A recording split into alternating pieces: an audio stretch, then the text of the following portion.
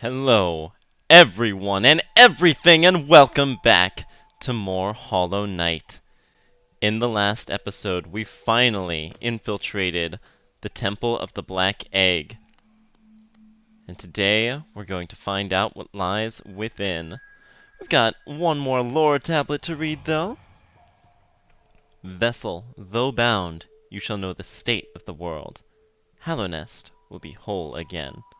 Completion percentage now viewable in the inventory. This is interesting. It's sort of like a little upgrade you get.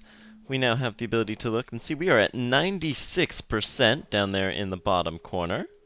It's all well and good. Now we're going to go ahead and get our charms all set aside. Go ahead and just equip as many of your favorites as you want. Just be prepared for combat.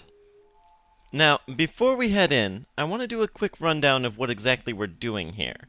Because this game revels in being obtuse, and when I first got here, I definitely didn't know what was going on. Now, when we very first began, we had no context for anything we were doing, and that's all well and good, but that was some 12 plus hours ago. We've met dozens of bugs and read plenty of lore, so what exactly lies deeper into this temple? Well, we haven't yet found all the pertinent information, but one bug who definitely seems to have all the answers is Hornet. When we met her in front of the fountain in the City of Tears, she told us she'd guessed the truth about us, and that we could attempt a role in the kingdom's perpetuation. The fountain itself didn't have too much information, but it stands as a memorial to a creature called the Hollow Knight, who, along with the Dreamers, sacrificed themselves to, in some way, let the Hollowness continue on. But even Lem didn't know much more than that. We learned through our travels what exactly threatened this kingdom, that being the infection, which has lain waste to so much of this land, despite whatever desperate measures the Hollow Knight took. Although it wasn't just the Hollow Knight, the Dung Defender attributed the actions to the king whose brand we needed to enter the abyss. And when we crawled our way out of that abyss, we were met with Hornet once again. She told us that the abyss was the place of our birth, and that, because of that, we have some sort of crucial emptiness. That emptiness, that hollowness, if you will, is the reason this world's fate rests on our shoulders. It's something that only a certain few can do, and that is act as an empty vessel in which to house the infection, and prevent its spread. The Hollow Knight has fulfilled that role for who knows how long, but his grip is slipping, and he needs a successor, or else the infection will only become more rampant. And so, here we are. And here he is.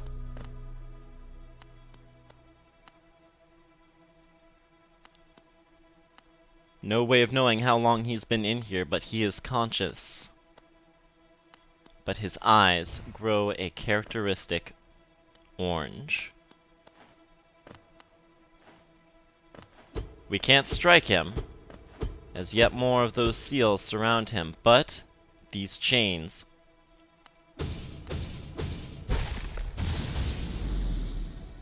can be unshackled.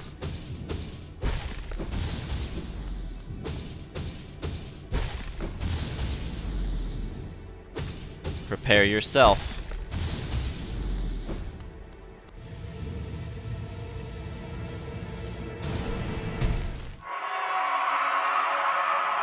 This is it. The end is nigh. A single foe stands between us and victory. Tonight we will either prove our steel soul, or fall and start all over again. Or reset when things look dicey, but anyway, the titular Hollow Knight may be looking a little bit worse for wear, but he is still the final boss, and he'll prove it. His HP is a little weird. When it reaches 0 for the first time, he immediately heals 250. Functionally, this is barely different than just having 1250 HP, but that's an awful lot. 4 phases is also significant among bosses. He enters his second phase at 750 HP, his third at 400, and his final starts after reaching 0 and he regains that 250. Now, a staggering 10 attacks. Good Godseeker. Okay, starting with the triple slash, the lunge, the counter stance, the jump, the infectious outburst, the infernal plunge, desperation, the Marionette Slam, the Outbreak,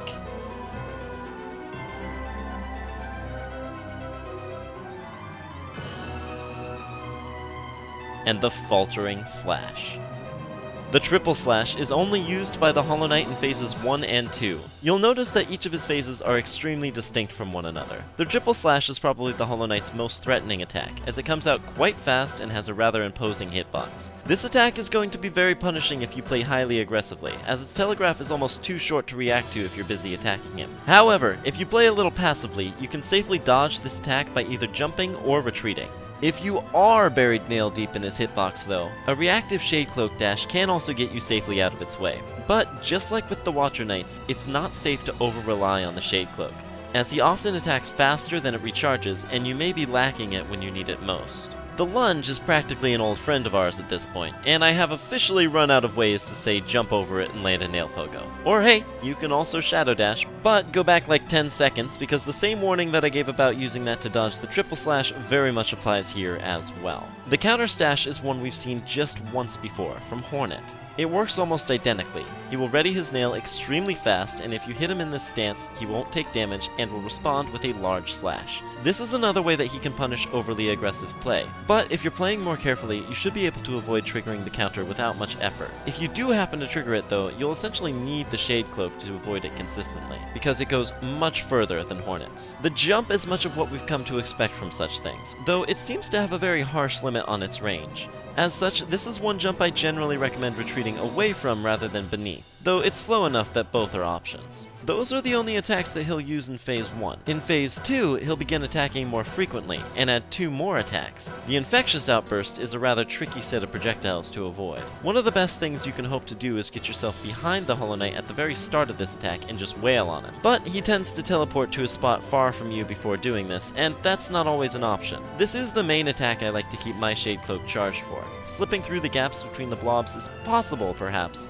Even easy if you run as far away from him as you can get, but it's effortless to slip through with the Shadow Dash and get in some damage. The Infernal Plunge is extremely threatening, as these pillars of fire deal 2 damage. Avoid them at any cost, even if it means running into the Hollow Knight and taking 1 damage instead of 2. That shouldn't be necessary though, as they do appear pretty slowly and give plenty of time to settle yourself in a safe spot between the flames. Mind you don't dash in order to dodge, or you're more likely to just dash right into a flame anyway.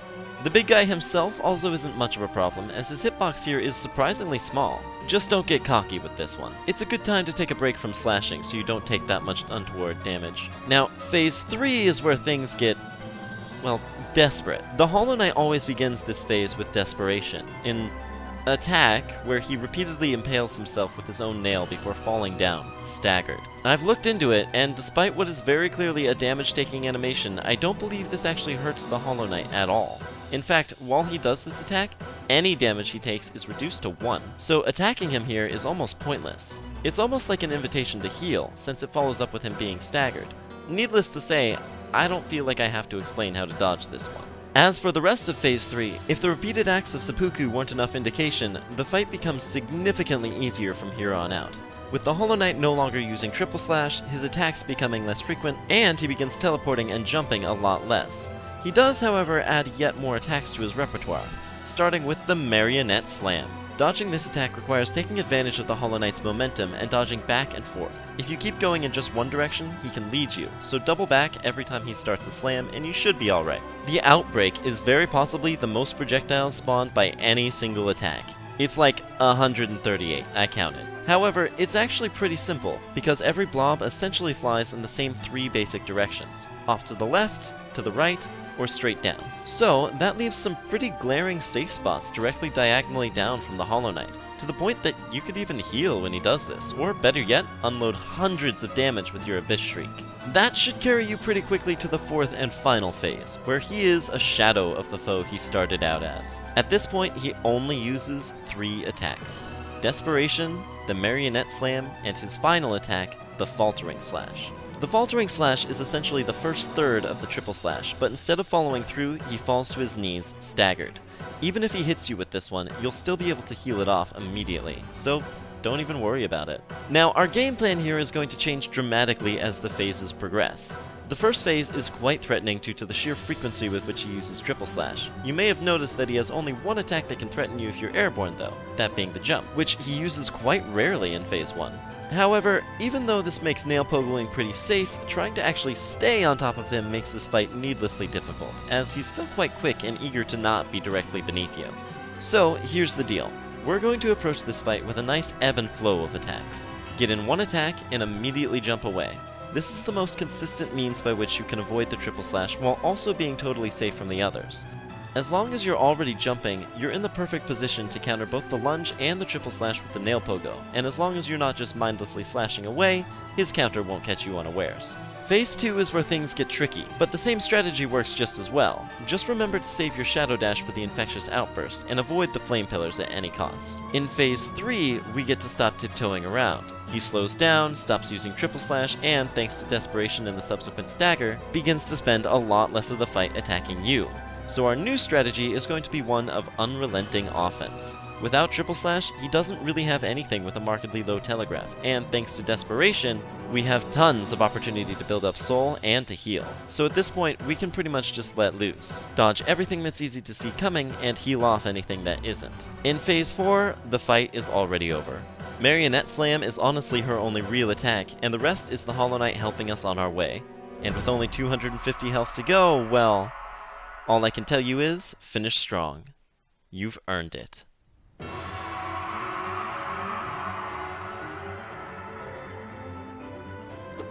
Here he is, the one who stole our name from us. the amount, I always love that trope, when you're thinking, oh, I got this, I know who I am, I'm the Hollow Knight. And then we find out partway through the game that no, that's this guy. Ooh. That was smooth. Now this guy is much easier after having gotten the Shade Cloak than he would be otherwise. It's of course possible to reach him without doing as much as we've done. It's actually also as well possible to reach him doing even more, of course.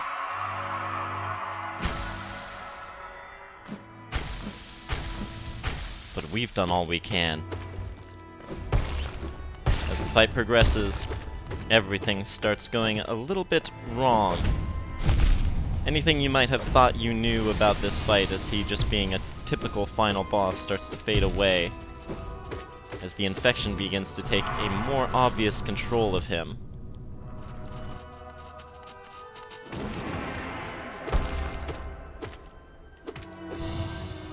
The stabs are of course an enormous clue that this guy's not against us.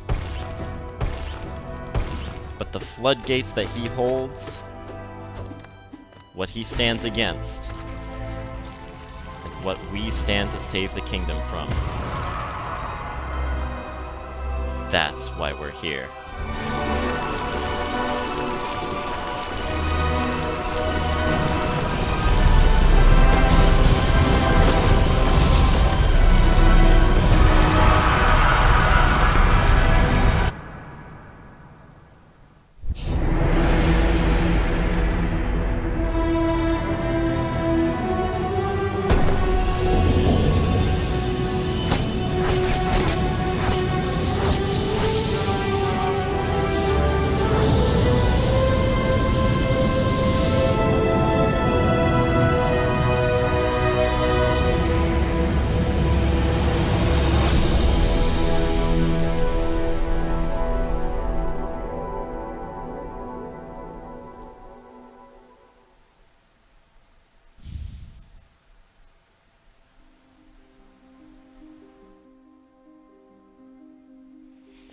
A game by Team Cherry. And we have done it! We have beaten the game. Credits roll. We get the achievement Hollow Knight, or the Hollow Knight, for doing that. And wow. Have I been excited about this one. I absolutely adore this game, and I really hope that I've been able to bring that across. The amount of just the lengths that I've gone to to show off as much about this game as I've hoped to. I've had so many notes up on my second monitor, making sure that I know who to talk to when. So many missable lines of dialogue, so many NPCs, and so many small details just strewn throughout this world. Not to mention the bosses. I'm sure that they seem a little overkill, the bios that I've been doing for them, but they have been a joy to put together.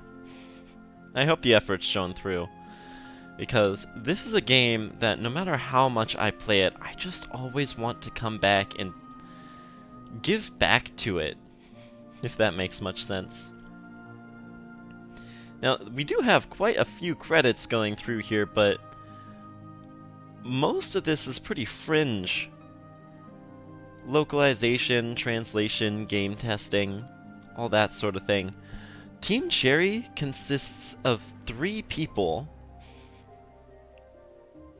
as well as someone who I believe is sort of their producer, advertiser, specialist. So about 4 people form the core of this game, and they have done an incredible job. And this game was made quick, especially by the standards of a team that small. Like, I think its development cycle was only 2 or 3 years after its Kickstarter was finished and its development was completed, and it launched in 2017. Of course, 2,000 backers. This final screen here, if we had beaten the game in classic mode, would say, "Well done on achieving this great feat. You persevered, and you triumphed. We hope you enjoyed yourself in the world of Hollow Knight. We'll meet again soon on the road ahead." But since we beat the game in Steel Soul, you played skillfully and proved you have a steel soul. Thank you for taking the time to explore and conquer the world we built. We'll meet again soon with a new challenge for you. And we get the achievement, Steel Soul. But, oh, we are not done. 96%, that's nothing. Well, it's definitely something, and we should definitely revel in what we've done. But I will see you guys next time when we do everything else. Or at least, we'll start to. See you guys then.